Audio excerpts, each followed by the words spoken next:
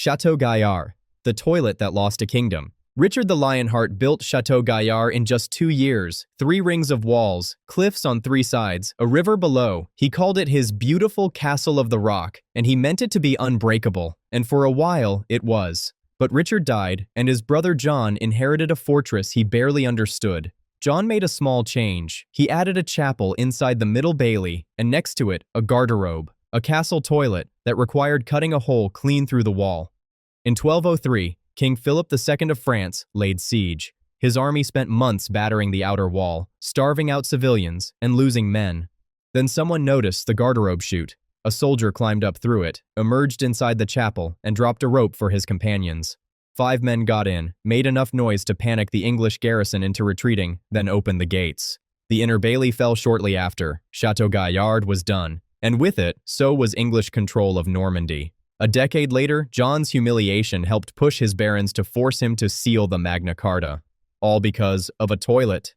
Masada, the mountain they moved. Masada sits on top of a flat-topped plateau in the Judean desert, roughly 400 meters above the Dead Sea, sheer cliffs on every side. In 73 AD, around 960 Jewish rebels held the fortress against the Roman 10th Legion. The Romans, led by Flavius Silva, surrounded the base with a wall and 8 camps, cutting off any chance of escape. Then they started building. Using thousands of soldiers and prisoners, they constructed a massive earth ramp up the western face, packing it with stones and soil until it reached the fortress walls. They rolled a siege tower up the ramp, battered through the wall, and set fire to the timber reinforcements behind it. When they entered the next morning, according to the historian Josephus, the defenders had killed one another rather than be captured. The account of mass suicide is disputed by some scholars, but the ramp is not. It still stands today, visible from miles away, a scar of Roman engineering carved into the desert. Crac des Chevaliers, the forged letter.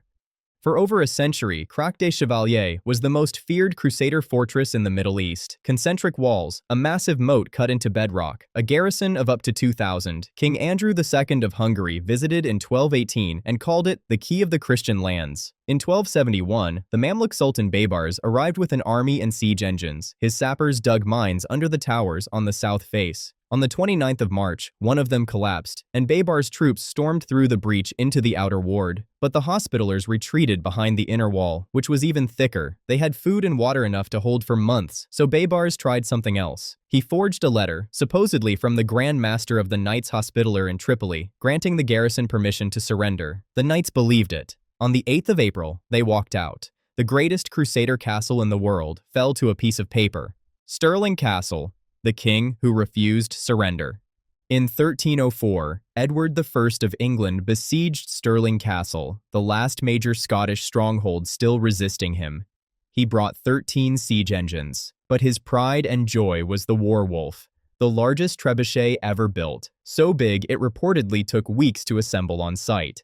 Before it was even ready, the Scottish garrison offered to surrender. Edward refused. He had not spent all that time and money building the Warwolf just to pack it up unused. He ordered the garrison to stay inside, finished assembling his machine, and fired it at the castle walls.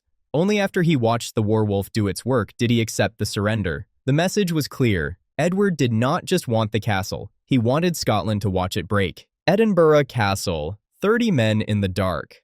In 1314, Scotland was clawing back its independence. Edinburgh Castle was still held by the English. Thomas Randolph, Earl of Moray, and nephew of Robert the Bruce, led a force of just 30 men to take it. One of his soldiers, William Francis, knew a secret: a narrow, neglected path up the north face of Castle Rock, which he had used as a young man to visit a woman in the town below. On a dark night, the 30 men climbed the cliff in silence, hauled themselves over the wall, and overwhelmed the garrison before an alarm could be raised. No siege engines, no tunnels, no months of waiting, just local knowledge and nerve. Harlech Castle, 7 years behind the walls. During the Wars of the Roses, Harlech Castle in Wales became one of the last Lancastrian strongholds. Its commander, Dafydd ap Ifan ap Einion, held the castle from 1461 to 1468, 7 years, making it the longest siege in British history. The garrison refused every offer of pardon from the Yorkist king, Edward IV. They used the castle as a base for Lancastrian operations, a thorn that Edward could not pull out. It finally ended when a full Yorkist assault bombarded the walls into submission. Dafydd was pardoned. The siege inspired what became one of the most famous Welsh songs, Men of Harlech.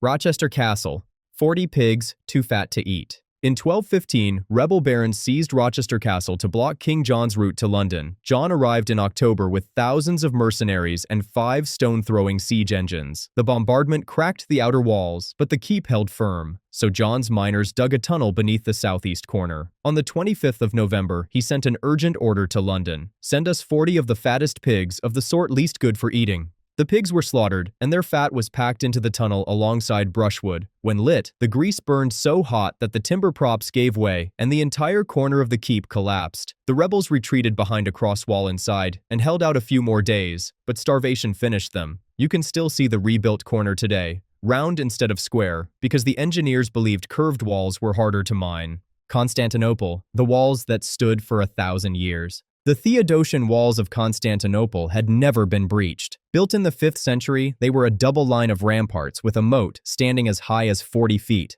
For 1,000 years, every army that came, Persians, Arabs, Bulgars, Crusaders, failed to get through by force. In 1453, Sultan Mehmed II changed the equation. He hired a Hungarian engineer named Orban to build a cannon unlike anything the world had seen. The basilica was 27 feet long, could hurl a 600-pound stone ball over a mile, and required 60 oxen and 400 men just to transport. For 53 days, Mehmed's guns pounded the walls. The basilica could only fire about 7 times a day, and the defenders patched the breaches each night. But on the 29th of May, a final assault found a weak section in the northwest. The Janissaries poured through. Constantinople fell. The Roman Empire, in one form or another, was over after nearly 1,500 years. The age of the cannon had begun, and every castle wall in Europe was suddenly obsolete. Dover Castle, the breach that failed. In 1216, Prince Louis of France invaded England. Dover Castle stood in his way. Louis bombarded the walls, built siege towers, and sent miners to dig through the soft chalk beneath the gatehouse. The tunnel worked. A tower collapsed. French soldiers rushed the breach, and the defenders stopped them cold. They sealed the gap with timber beams, oak trunks, and crossbeams, fighting hand-to-hand in the rubble until the French pulled back. Louis agreed to a truce, and shortly after, King John died of dysentery. The castle never fell. Dover earned its reputation as the key to England, and the breach, the one that should have worked, became proof that a determined garrison could hold even a broken wall. Kenilworth Castle, the lake that won the siege. In 1266, rebel barons held Kenilworth Castle against Henry III. The king threw everything at it: trebuchets, siege towers, barges loaded with crossbowmen. None of it mattered. Kenilworth was surrounded by a vast artificial lake, or mere, that kept every siege engine out of effective range and made direct assault impossible. Henry even had the garrison excommunicated by the church. They ignored it. The siege lasted 172 days, one of the longest in English history, and only ended when disease and starvation forced the defenders to accept terms. The castle's walls were never breached. The water did what stone could not. Corfe Castle, betrayed from within. During the English Civil War, Lady Mary Banks defended Corfe Castle twice against parliamentarian forces. The first siege in 1643, she beat back with a garrison so small that her maids helped pour boiling water and hurl stones from the walls. The second siege, beginning in 1645, was longer and grimmer. Cannons battered the walls, supplies ran low, but the castle held. What finally ended it was not bombardment. A group within the garrison secretly switched sides and opened the gates. Parliament's forces walked in. Corfe was demolished after its capture, and its shattered towers still lean at wild angles across the Dorset hilltop, broken not by cannon, but by treachery. Nottingham Castle, the tunnel, and the coup. In 1330, England was ruled in all but name by Roger Mortimer, the powerful lover of Queen Isabella. The young King Edward III was 17 and had no real authority. Mortimer kept himself safe inside Nottingham Castle, surrounded by guards. But Edward had allies, and the castle had a weakness: a long, winding secret passage that ran from outside the walls directly into the building where the Queen was lodged. On an October night, a small group of armed men crept through the tunnel, surprised Mortimer, and dragged him out.